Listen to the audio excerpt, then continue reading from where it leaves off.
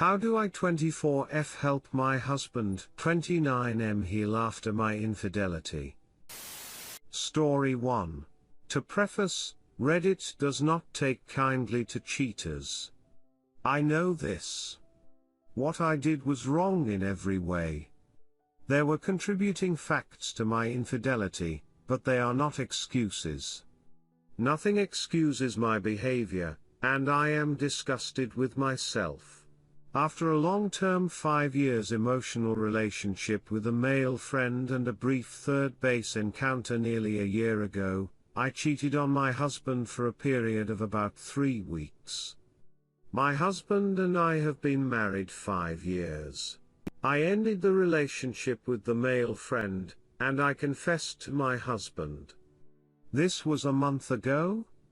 He was of course furious. Then the actual emotional pain set in.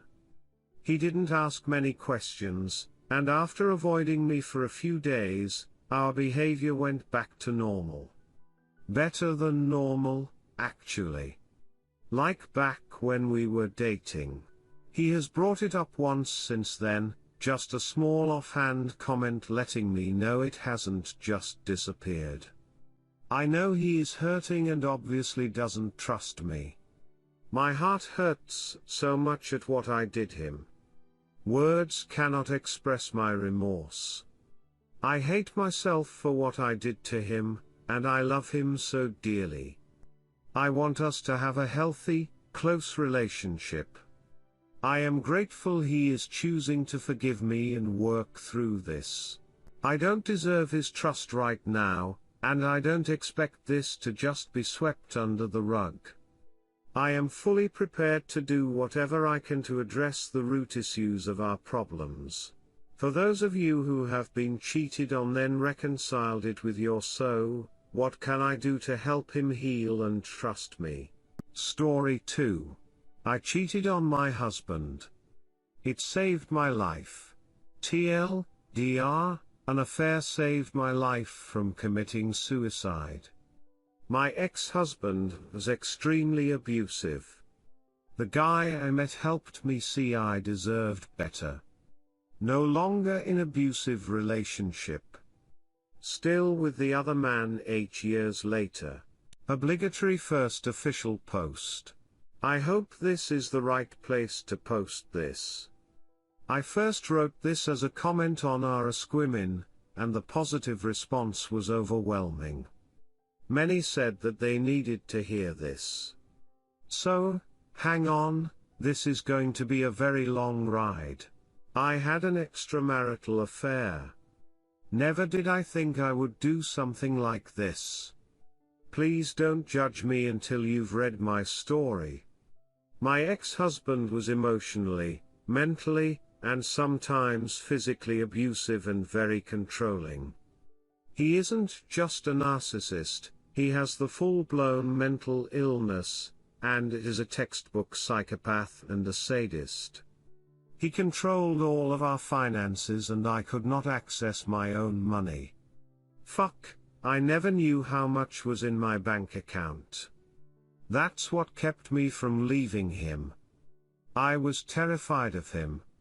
He collected guns and was always armed in the house. If I came home early I was afraid he would shoot me. He and my grandmother, yes you read that correctly, she also raised me and is also a narcissist control freak. She punished me for leaving him, had me convinced that I could not make it and live on my own. I have several mental illnesses, and he made them worse. It was severe enough that I ended up in a mental health facility for 2 weeks. My ex was an emergency room nurse and he did not believe in mental illness. I was so worn down that I started planning my suicide. I had a plan and a timeline. The only thing holding me from doing it was that I couldn't decide on if I was going to leave a note. Then I met a guy at work. He was silly, made me laugh, we had fun together, we talked for hours. My ex never spent time with me or made the time together miserable. I was so lonely. But this guy made me so happy. Then I slept with him, and it was amazing. My ex was horrible in bed. I never understood that a person needs physical contact, and I was starved for it. Also, I did not know that interaction with people was a basic need. I was raised to believe that it was a personality defect. When I expressed this to my narc grandmother, she got bitchy with me and said, "You've always been alone. You should be used to it by now." A note before I continue. I was severely abused, neglected and manipulated for my entire life. I could write a docking book. Another story for another day. At that point in my life, everyone had abandoned me. So I figured this guy would eventually leave me. Since I was going to kill myself, I figured that I had nothing to lose. When it ended, I would do it. The universe moves in mysterious ways. The relationship kept improving. I was getting happier, the most happiness I had ever felt, and I was becoming mentally and emotionally stronger. I couldn't understand how something that brought me so much joy could be wrong. I told my piece of acid ex to duck out of my life. At this point, I was strong enough that even if this relationship ended, I could make it on my own. Guess what? That guy, we've been together for 8 years and we still love each other so much. One of these days we will get around to getting married. To those of you who have stayed with me, thank you. I have done a lot of research into narcissistic abuse and emotional abuse. I have a ton of stories, some of them are even funny. If anyone is interested, I will happily write and answer questions. TLDR, an affair saved my life from committing suicide. My ex-husband was extremely abusive. The guy I met helped me see I deserved better. No longer in abusive relationship. Still with the other man 8 years later. Edit. Thank you so much for all of your wonderful comments. I tried to respond to everyone, but I'm sure I missed a few people. It makes me happy to know that there are so many others in my situation. I can't say this enough. It's not your fault. You deserve to be loved. You are enough. Redditor's reactions. Redditor 1, I am not a religious person. I hate extramarital affairs because of the damage they usually cause.